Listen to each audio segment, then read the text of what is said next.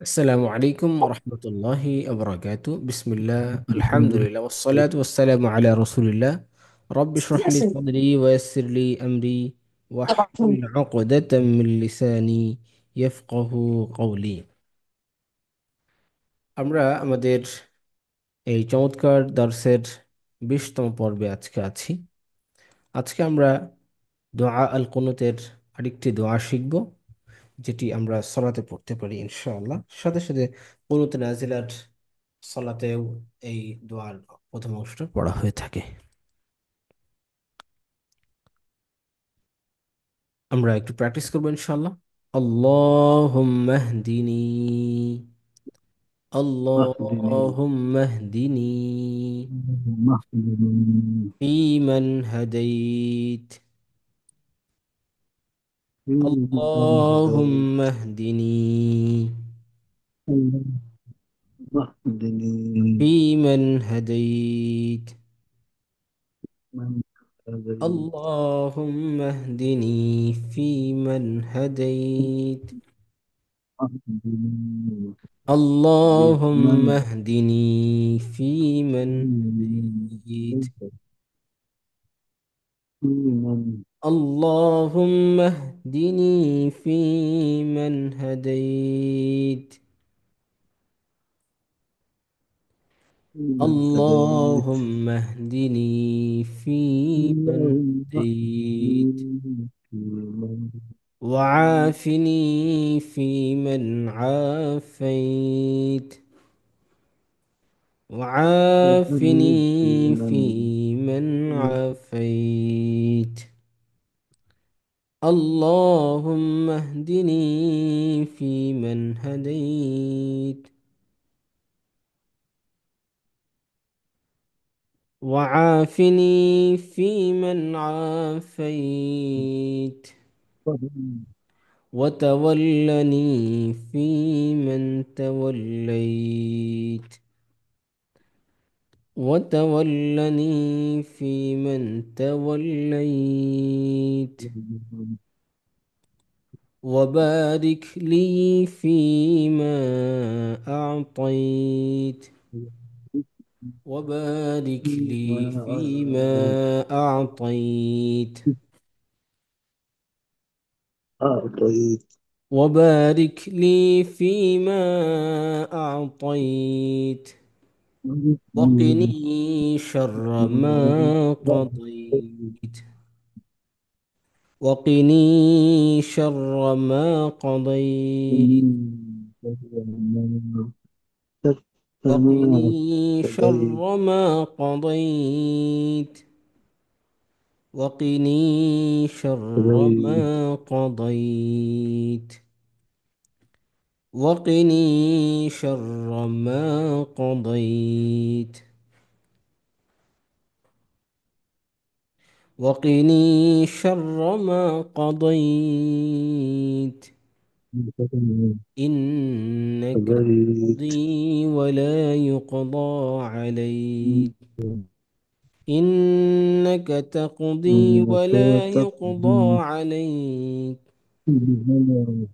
إنك تقضي ولا يقضى عليك، إنه لا يذل من واليت، إنه لا يذل من واليت،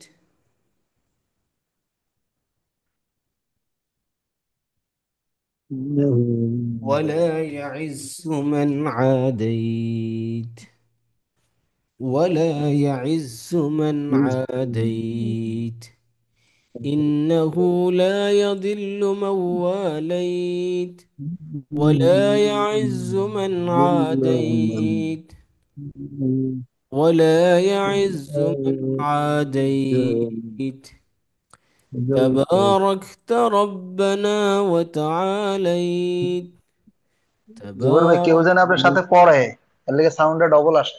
আচ্ছা, আমি ওনাকে মিউট করে দিচ্ছি, একজন পড়ছে পাশে।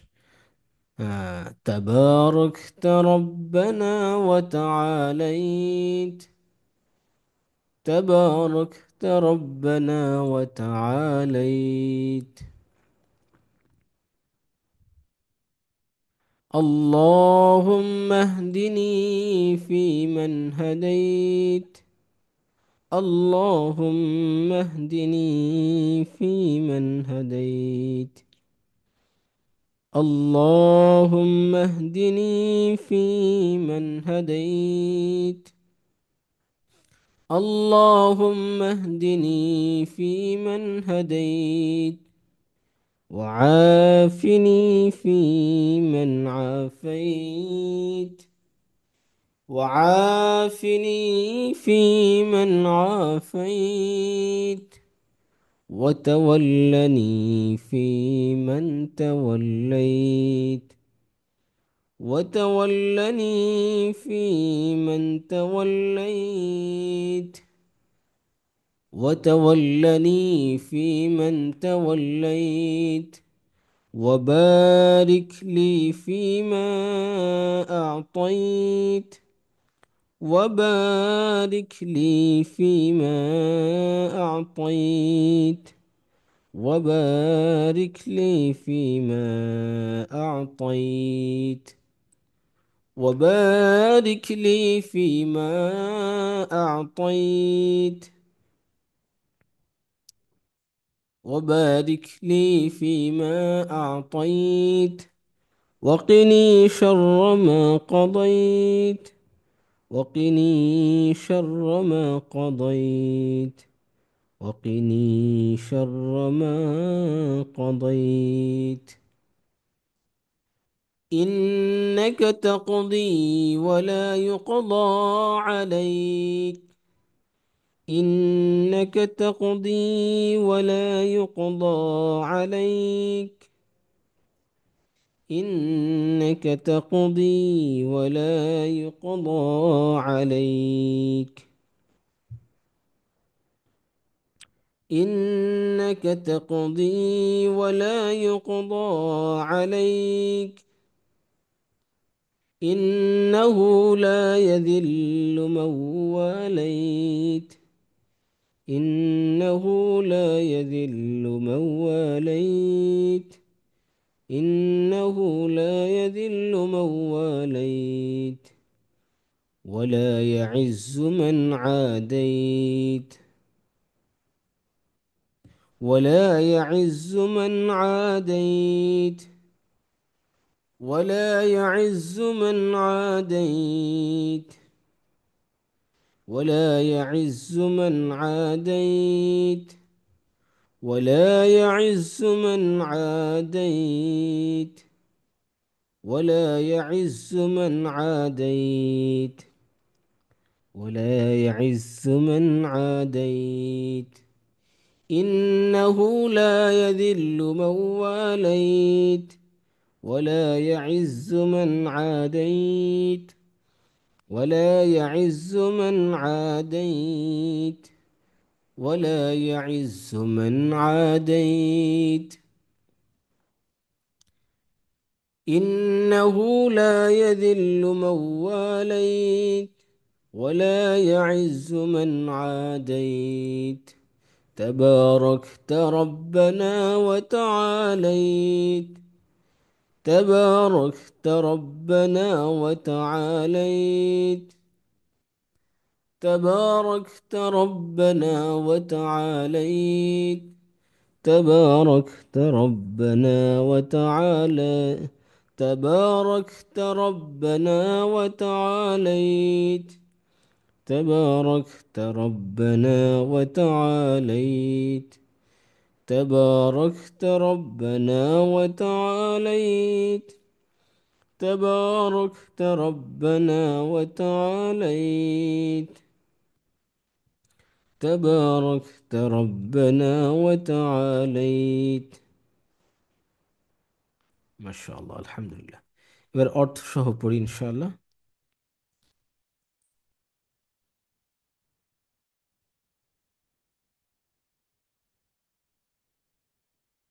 আল্লাহুম্মা ইহদিনি ফিমান হাদাইত। আল্লাহুম্মা, হে আল্লাহ, ইহদিনি, আমাকে পথ নির্দেশনা দাও, আমাকে পথ দেখাও, ফিমান, তাদের মধ্যে, হাদাইতা, তুমি পথ দেখিয়েছ। তুমি যাদেরকে পথ দেখিয়েছো তুমি যাদেরকে পথ দেখিয়েছো হে আল্লাহ, আমাকে তাদের পথ দেখাও। আল্লাহুম্মা হদিনি ফিমান হাদাইত। আল্লাহুম্মা হদিনি ফিমান হাদাইত, হে আল্লাহ আমাকে পথ নির্দেশনা দাও তাদের মধ্য থেকে যাদেরকে তুমি পথ দেখিয়েছো। এটার অর্থ দুইটা হতে পারে, একটা হলো জ্ঞানের পথ নির্দেশনা, অর্থাৎ সঠিক পথে চলার নির্দেশনা। আমি সালাত আদায় করি, কাজে গিয়ে মানুষের সঙ্গে দেখা সাক্ষাৎ করি, কেনাকাটা করি, কোনো বিষয়ে সিদ্ধান্ত নেই, বিশ্রাম নেই, এবং আরও অন্যান্য অনেক কার্যাদি করি। আমার সকল ক্ষেত্রে সকল কাজে যেন আল্লাহ সুবহানাহু ওয়া তাআলা আমাকে, আমি যেন সঠিকভাবে করতে পারি, সেই জ্ঞানী দিক নির্দেশনা আল্লাহ আমাকে দান করেন। হুম। হে আল্লাহ আমাদেরকে কাজকর্ম করার ইচ্ছা শক্তি দান করো, অর্থাৎ সৎকর্ম করার ইচ্ছা শক্তি। কোনো রকম ভাবে জানা যথার্থ নয়, উদাহরণস্বরূপ ফজরের সালাতের সম্বন্ধে জ্ঞান দান করো। ঘুম থেকে জাগ্রত হয়ে মসজিদে যাওয়ার আমাদেরকে ইচ্ছা শক্তিও দান করো। যে জ্ঞান কাজকর্মের অনুশীলনে ব্যবহার হয় না, এটি উপকার করার পরিবর্তে হে আল্লাহ এমন ধরনের পথ নির্দেশ দিন যা জান্নাতে আমার জন্য উঁচু মর্যাদা নিশ্চিত করবে। এইগুলি আমরা মনে অন্তরে ধারণ করে করে, মনে আমরা এগুলি মনের মধ্যে এনে এনে আমরা এভাবে দোয়া করব, আল্লাহুম্মা হদিনি ফিমান হাদাইত। ওই জ্ঞান যা ব্যবহার করে যেরকম কাজ করা হয় তার কারণে পরীক্ষার মধ্যে পড়ে বরং উপকার হয়, আমাকে তাদের অন্তর্ভুক্ত করুন যারা পথ নির্দেশ প্রাপ্ত হয়েছে, যেমন নবীগণ, সালেহগণ, সোহাদাগণ, হ্যাঁ, তারপরে সাদিকগণ। এভাবে আমরা সূরাতুল আল ফাতিহার মধ্যে এভাবে দোয়া করি না, ইহদিনাস সিরাতাল মুস্তাকিম। সূরাতুল আল ফাতিহার মধ্যে আল্লাহ আমাদেরকে শিখিয়েছেন, আমরা সব সময় আল্লাহর কাছে এভাবে দোয়া করতে থাকি। তো আল্লাহুম্মা হদিনি ফিমান হাদাইত, হে আল্লাহ তুমি আমাকে তুমি আমাকে আহ, তুমি আমাকে পথ নির্দেশনা দাও তাদের মধ্য থেকে যাদেরকে তুমি পথ দেখিয়েছো। ওয়াআফিনি ফিমান আফাইত, ওয়াআফিনি ফিমান আফাইত, আর তুমি আমাকে ক্ষমা করে দাও, মার্জনা করো, ফিমান আফাইত, তুমি যাদেরকে মার্জনা করেছো, ক্ষমা করে দিয়েছো। আমাদেরকে নিরাপত্তা দান করো, অর্থাৎ আমাদেরকে ভালো রাখুন, বিপদ হতে রক্ষা করুন। হুম। আমাদেরকে অন্তরের অসুস্থতা থেকে নিরাপদ রাখুন। সন্দেহ, খারাপ চিন্তাধারা, বিশ্বাস, ঈমান, খারাপ সন্দেহ থেকে আপনি আমাদেরকে বিরত রাখুন। আমার মনকে অলসতা, ভীরুতা, কৃপণতা এবং মানুষকে দেখানোর যে কাজ আছে, এই সমস্ত অসুস্থতা থেকে আল্লাহ আমার হৃদয়কে আপনি নিরাপদ রাখুন। ওয়াআফিনি ফিমান আফাইত, আল্লাহ আপনি আমাকে ক্ষমা করে দিন। আল্লাহ আমাকে তাদের মধ্য থেকে ক্ষমাপ্রাপ্ত করে দিন যাদেরকে আপনি ক্ষমা করেছেন। ওয়াতাওয়াল্লানি, হে আমার রব, এবং আমার তত্ত্বাবধান করুন, আমার দেখভাল করুন, ফিমান তাওয়াল্লাইতা, আপনি যাদের দেখভাল করছেন আমাকে তাদের তত্ত্বাবধান করুন, মানে তাদের মতো তত্ত্বাবধান করুন, দেখভাল করুন। ওয়াতাওয়াল্লানি ফিমান তাওয়াল্লাইত, ওয়াবারিক লি ফিমা আতাইত, হে আল্লাহ ওয়াবারিক লি, আমাকে আপনি বরকত দান করুন, ফিমা আতাইত, আপনি যাদেরকে বারাকা দিয়েছেন। কি চমৎকার ভাবে আল্লাহর কাছে আমরা বলছি। রাসূল করিম সাল্লাল্লাহু আলাইহি ওয়াসাল্লাম আমাদেরকে কি চমৎকার ভাবে শিখিয়েছেন, কি চমৎকার ভাবে আমাদেরকে শিখিয়েছেন যে আমরা এই দোয়াটা কিভাবে করব, আল্লাহর কাছে কিভাবে উপস্থাপন করব। ওয়াবারিক লি ফিমা আতাইত, وبارك لي فيما أعطيت وقني شر ما قضيت। হে হে আমার রব, আমাকে রক্ষা করো শাররা, অনিষ্ট থেকে, মা কদাইত, আল্লাহ, তুমি যে অনিষ্ট নির্ধারণ করেছো, যে অকল্যাণ নির্ধারণ করেছো, সেটা থেকে তুমি আমাকে রক্ষা করো। আমি যেন কোনো প্রকার অনিষ্ট আমাকে আজ করতে না পারে। আমরা এভাবে আল্লাহর কাছে বলি না? ওয়াকিনি এই শব্দটা আমরা কিন্তু আগে পড়েছি কোথায়? রব্বানা আতিনা ফিদ দুনিয়া হাসানা ওয়া ফিল আখিরাতি হাসানা ওয়াকিনা আযাবান নার। ربنا آتنا في الدنيا حسنة وفي الآخرة حسنة وقنا عذاب النار। আমার পড়েছি না এটা? ওয়াকিনা, আল্লাহ আপনি আমাদেরকে রক্ষা করুন। এখানে বহু বচন ব্যবহার হয়েছে আর এখানে এক বচন ব্যবহার হয়েছে, ঠিক আছে? ওয়াকিনি, এবং আমাকে রক্ষা করো।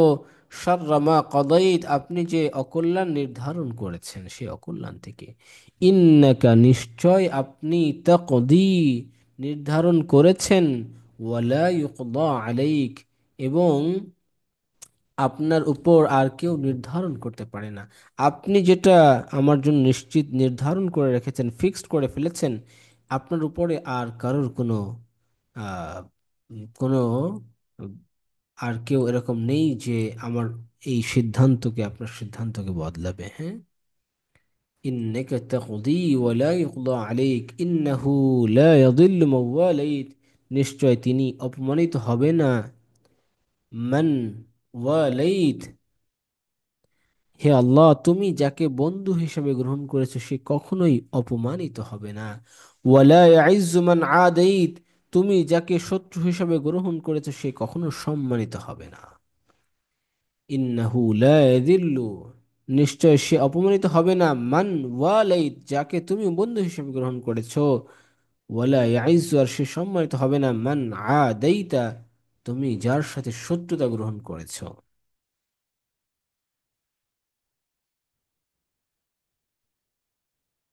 তাবারাকতা রব্বানা ওয়া তাআলাইত, হে আল্লাহ, তুমি কল্যাণময়।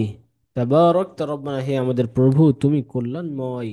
ওয়া তাআলাইত, এবং অতি উচ্চ প্রশংসিত। সুবহানাল্লাহ বিহামদি। আমরা আবারও প্র্যাকটিস করছি এটা আরেকবার। আল্লাহুম্মা ইহদিনি ফীমান হাদাইত, আল্লাহুম্মা ইহদিনি ফীমান হাদাইত, اللهم اهدني فيمن هديت، وعافني فيمن عافيت، وعافني فيمن عافيت، وتولني فيمن توليت، وتولني فيمن توليت، وبارك لي فيما أعطيت، وبارك لي فيما أعطيت، وبارك لي فيما أعطيت، وقني شر ما قضيت، وقني شر ما قضيت، إنك تقضي ولا يقضى عليك، إنك تقضي ولا يقضى عليك، إنه لا يذل من واليت، ولا يعز من عاديت، ولا يعز من عاديت، تباركت ربنا وتعاليت। الحمد لله আমরা আহ তাহলে আমরা উন্নতের আরেকটি দোয়া, খুব চমৎকার একটি দোয়া, সেটি পড়লাম আলহামদুলিল্লাহ।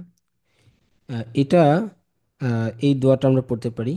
মক্কার ইমাম সাহেবগণ এই দোয়াটা পড়ে থাকেন, আমরাও পড়ি আলহামদুলিল্লাহ। তো আমরা যে দোয়াটা আমাদের আগে মুখস্থ করা হয়েছিল সেটাও আমরা পড়তে পারি। হ্যাঁ, সেটাতে পড়তে কোনো অসুবিধা নেই। হ্যাঁ, আচ্ছা, এটাও পড়তে পারি। আবার এই দোয়ার এই যে অংশটা না, এটা কুনুতে নাজিলা যেটা পড়া হয় ফজরের সলাতে, যখন মানুষ, মুসলিমরা যখন বিপদ আপদে থাকে, যখন যেমন বর্তমানে মুসলিমরা নানানভাবে নির্যাতিত নিপীড়িত অবস্থায় আছে, এই নির্যাতিত নিপীড়িত উম্মতে মুসলিমার জন্য বিভিন্ন মসজিদে কুনুতে নাজিলা পড়া হচ্ছে। হারাম শরীফেও পড়া হয়ে থাকে, এরকম মসজিদ নববীতেও পড়া হয়ে থাকে। তো এই কুনুত নাজিলার প্রথম অংশটা হলো আজকে এই যে আমরা যে কুনুতটা পড়লাম এটা পড়া হয়। এর দ্বিতীয় অংশে অন্যান্য দোয়া করা হয়।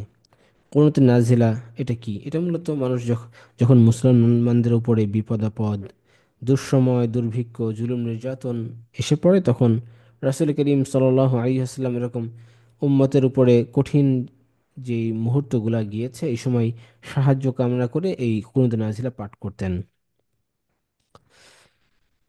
এটা মূলত ফজরের নামাজের দ্বিতীয় রাকাতের রুকুর পর বা রুকুর আগেও কিয়ামে এটা ইমাম সাহেব পড়ে থাকেন, আর মুক্তাদিগণ আমিন বলতে থাকেন। রাসূল করিম সাল্লাল্লাহু আলাইহি ওয়াসাল্লাম এক মাস ব্যাপী ফজরের সালাতে কুনুত নাজিলা পাঠ করেছেন। এমন আছে, যেমন বীরে মাউনার যে ঘটনা ঘটেছিল, সাহাবা একরামকে হত্যা করা হয়েছিল, সেই ঘটনার পরে এরকম মাস ব্যাপী রাসূল করিম সাল্লাল্লাহু আলাইহি ওয়াসাল্লাম এটা পড়েছিলেন।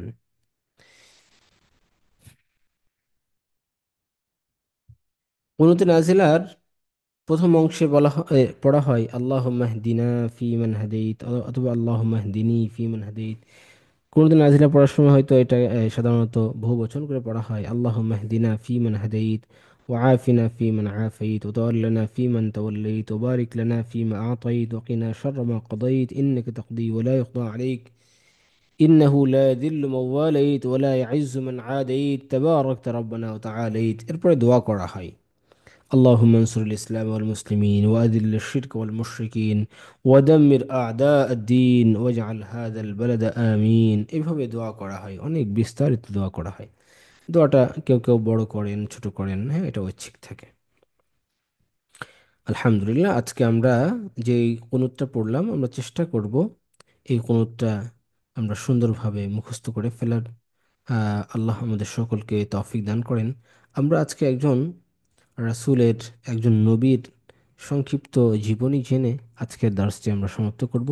আমরা আমাদের ক্লাসগুলোতে কিছু নবীদের কিছু জীবনী উল্লেখ করতে চেয়েছিলাম, সময় সংক্ষিপ্ততার কারণে উল্লেখ করা সম্ভব হয়নি আমাদের। আজকে আমরা একজন জলিলুল কদর নবী, যাকে ইব্রাহিম হিসাবে যাকে নামকরণ করা হয়েছে, ইব্রাহিম আলাইহিস সালাম। কোরআনুল কারীমে এই নবীর নামে একটি সূরা এসেছে, সূরাতুল ইব্রাহিম, যাকে আবুল আম্বিয়া বলা হয়। আবুল আম্বিয়া বলা হয় নবী, নবী ইব্রাহিম আলাইহিস সালামকে আবুল আম্বিয়া বলা হয়। এছাড়া রাসূল আল্লাহ সুবহানাহু ওয়া তাআলা কোরআনুল কারীমে উল্লেখ করেছেন মিল্লাত আবিকুম ইব্রাহিম, সূরাতু হাজর শেষের দিকে বলেছেন মিল্লাত আবিকুম ইব্রাহিম, তোমাদের মিল্লাতের বাবা হচ্ছে ইব্রাহিম, হুয়া সাম্মাকুমুল মুসলিমিন, তিনি তোমাদেরকে মুসলিম হিসেবে নাম রেখেছেন। তো আহ, ইয়াহুদি এবং খ্রিস্টানরা ইব্রাহিম আলাইহিস সালামকে আবার আব্রাহাম বলে, ঠিক আছে, আব্রাহাম নামে থেকে সম্বোধন করে। ইব্রাহিম আলাইহিস সালাম তিনি বর্তমান ইরাক শহরের এক মূর্তি পূজক পরিবারে তিনি জন্মগ্রহণ করেছেন, বাবেল শহরে তিনি জন্মগ্রহণ করেছিলেন, হ্যাঁ, বাবেল শহরে। তার বাবার নাম ছিল আজর, যিনি মূর্তি বানাতেন, এবং তিনি আহ, মূর্তি পূজক ছিলেন। তিনি তার ছোটবেলা থেকেই ইব্রাহিম আলাইহিস সালাম মূর্তি পূজার বিরোধিতা করতেন। তিনি ভাবতেন পাথরের মূর্তি কিভাবে উপাস্য হতে পারে। তো একবার তিনি সুযোগ বুঝে মূর্তি ভেঙে ফেললেন, বড় মূর্তির কাঁধে কুঠারটা রেখে দিলেন, হ্যাঁ। লোকে জানতে চাইলে তিনি বললেন যে তোমরা এই বড় মূর্তিকে জিজ্ঞাসা করো, সূরাতুল আম্বিয়ার মধ্যে এভাবে উল্লেখ করা হয়েছে। হুম। তো এতে তারা বুঝতে পারলো ইব্রাহিম আলাইহিসসালাম মূর্তিগুলার যে অসারতা, সেগুলি তাদের সামনে প্রকাশ করার, মানে প্রকাশ করে দিয়েছেন।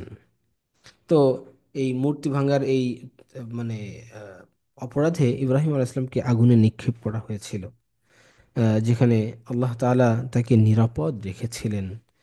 আল্লাহ সুবহানাহু ওয়া তাআলা আগুনকে এভাবে আদেশ করেছিলেন, ইয়া নারু কুনি বারদান ওয়া সালামুন আলা ইব্রাহিম, হে আগুন তুমি ইব্রাহিমের জন্য শান্তিদায়ক এবং আরামদায়ক হয়ে যাও। ইব্রাহিম আলাইহিস সালাম তার এলাকায় দাওয়াত দিলেন, দাওয়াতি দিয়ে তখন যখন তিনি সুবিধা করতে পারলেন না, আসলে তার এলাকার মানুষ তার দাওয়াত কবুল করছিল না, তারা হিদায়াতের প্রতি আসছিল না, তিনি আল্লাহর আদেশে নিজের জাতি এবং পরিবার ত্যাগ করে হিজরত করলেন। তিনি সিরিয়া, ফিলিস্তিন এবং পরে মিশরে হিজরত করলেন। প্রথমে সিরিয়া হিজরত করলেন, তারপর মিশর, ফিলিস্তিন হিজরত করলেন, সেখান থেকে তিনি মিশরে হিজরত করলেন। তিনি মানুষকে দাওয়াত দিতে থাকেন, সত্য পথে তিনি আহ্বান করতে থাকেন। আল্লাহ সুবহানাহু ওয়া তাআলা আহ, ইব্রাহিম আলাইহিস সালামকে দুইজন স্ত্রী দিয়েছিলেন, একজনের নাম হলো সারা আলাইহিস সালাম, প্রথম স্ত্রী, দ্বিতীয় হলো হাজরা আলাইহিস সালাম। এই সারা আলাইহিস সালামের গর্ভে আল্লাহ তাআলা ইসহাক আলাইহিস সালামকে জন্ম দিয়েছিলেন। আসলে ইব্রাহিম আলাইহিস সালামের ঘটনাটা বিস্তারিত কয়েকটি সূরার মধ্যে এসেছে। ইব্রাহিম আলাইহিস সালামের দীর্ঘদিন কোনো সন্তানাদি আল্লাহ দেননি। তো দীর্ঘদিন পরে দ্বিতীয় স্ত্রীর গর্ভে, হাজেরার গর্ভে ইসমাইল আলাইহিস সালামকে দান করলেন, এবং তারপরে ইসহাক আলাইহিস সালামকে দান করলেন, এবং ইসহাক আলাইহিস সালামকে দান করার ব্যাপারে আল্লাহ তাআলা সুসংবাদ প্রদান করেছিলেন ইব্রাহিম আলাইহিস সালামকে। হ্যাঁ, এবং আহ, ইব্রাহিম আলাইহিস সালামের পরে যত নবী আসছে বেশিরভাগ নবী কিন্তু ইসহাক আলাইহিস সালামের বংশে এসেছে, এবং সর্বশেষ নবী মুহাম্মদ রাসূলুল্লাহ সাল্লাল্লাহু আলাইহি ওয়াসাল্লাম তিনি ইসমাইল আলাইহিস সালামের বংশে এসেছেন। ইসমাইল আলাইহিসসালামকে কুরবানির যে বিশাল একটা ঘটনা আছে এখানে, ইব্রাহিম আলাইহিসসালাম এবং ইসমাইল আলাইহিসসালামের ধৈর্যের আল্লাহ পরীক্ষা নিয়েছিলেন। হ্যাঁ, সূরা সাফাতে আল্লাহ বলছেন যে আপনি যা আদিষ্ট হয়েছেন, ইসমাইল আলাইহিসসালাম আর তার বাবাকে বলছেন যে ইফআল মা তুমার সাতাজিদুনি ইনশাআল্লাহু মিনাস সাবিরিন। হ্যাঁ বাবা, আপনি আল্লাহর পক্ষ থেকে যেটা আদিষ্টিত হয়েছেন সেটা আপনি প্রয়োগ করুন, আপনি আমাকে ধৈর্যশীল পাবেন। তো এভাবে তাদের যে ধৈর্যের এবং তাদের আল্লাহর জন্য তাদের কোরবানি, বাবা ছেলের এই কোরবানিটা প্রকাশিত হয়েছে। এছাড়া ইসমাইল আলাইহিসসালাম এবং ইব্রাহিম আলাইহিসসালাম তারা আল্লাহর আদেশে কাবা পুনর্নির্মাণ করেছিলেন। কাবাকে প্রথম নির্মাণ করেছিলেন আদম আলাইহিসসালাম, তারপরে সেটা ধ্বংস হয়ে যায়। পরে আল্লাহ তাআলার আদেশে জিব্রাইলের দিক নির্দেশনায় ইব্রাহিম এবং ইসমাইল আলাইহিসসালাম একত্রে কাবা শরীফ পুনর্নির্মাণ করেছিলেন। কাবা নির্মাণের পরে তারা আল্লাহর কাছে দোয়া করেছিলেন, রব্বানা তাকাব্বাল মিন্না ইন্নাকা আনতাস সামিউল আলিম, রব্বানা ওয়াজআলনা মুসলিমিন লাক। হে আল্লাহ, আপনি আমাদের কাজকে কবুল করে নেন, আপনি আমাদের দুজনকে মুসলিম হিসেবে কবুল করে নেন। হ্যাঁ, ওয়াজআলনা মুসলিমিন লাক ওয়া মিন যুররিয়্যাতিনা উম্মাতান মুসলিমাতান লাক, আর আমাদের বংশধরদের থেকে আপনি একটা মুসলিম উম্মাত বানিয়ে দেন। এটা আজকে দোয়া ছিল, আমাদের জন্য দোয়া করেছেন ইব্রাহিম আলাইহিস সালাম। হ্যাঁ, ইব্রাহিম আলাইহিস সালামকে একটা বিশেষ লকব আছে কিন্তু ওনার, হ্যাঁ, যে খলিলুল্লাহ, ওনাকে আল্লাহর বন্ধু বলা হয়, খলিলুল্লাহ। তো ইব্রাহিম আলাইহিস সালামের এই জীবনী থেকে আমাদের অনেক কিছু শেখার আছে। হ্যাঁ, যে আল্লাহ তাআলা তাকে পরীক্ষা দিলেন, সেই পরীক্ষায় তিনি বারবার পরীক্ষা দিলেন এবং বারবার পরীক্ষায় তিনি উত্তীর্ণ হলেন। ধৈর্য, আল্লাহর উপর আস্থা বিশ্বাস ঈমান, আল্লাহর আদেশে তিনি দেশ ত্যাগ করলেন, জাতি ত্যাগ করলেন, সব কিছু ত্যাগ করলেন, এবং আল্লাহর আদেশে তিনি দীর্ঘদিন তিনি নিঃসন্তান থাকার পরে আল্লাহ সন্তান দিয়েছেন। সেই সন্তানকে আল্লাহর আদেশে তিনি মরুভূমির মধ্যে রেখে আসলেন আল্লাহর উপর আস্থা বিশ্বাস করে, যেখানে কোনো মানুষ ছিল না, কোনো গাছগাছালি পশু পাখি কিছুই ছিল না, ধুধু মরুভূমি। হ্যাঁ, আবার আল্লাহর আদেশে সেই সন্তানকে আবার তিনি জবাই করার জন্য শরীর নিচে রাখলেন, তাই না? তো ইব্রাহিম আলাইহিস থেকে আমরা আল্লাহর উপরে যে ডেডিকেশন, যেটা এটা আমরা বুঝি। আল্লাহ আমাদের সকলকে তৌফিক দান করেন, আমরা যেন এই ইতিহাস মনে রাখতে পারি। আমরা নবীদের ইতিহাসগুলো পড়বো, বিশেষভাবে কোরআনুল কারীমে যে 25 জন নবী রাসূলের ঘটনা উল্লেখ করা হয়েছে, তাদের ঘটনাগুলি আমরা পড়বো। আল্লাহ আমাদের সকলকে তৌফিক দান করেন। জাযাকুমুল্লাহু খাইরান। কিছু সুবহানাক। ভাই ভাই হ্যাঁ, আমি রেকর্ডিংটা বন্ধ করে তারপর ইনশাআল্লাহ আপনার সাথে কথা বলছি। সুবহানাকাল্লাহি ওয়া বিহামদিহি সুবহানাকাল্লাহ।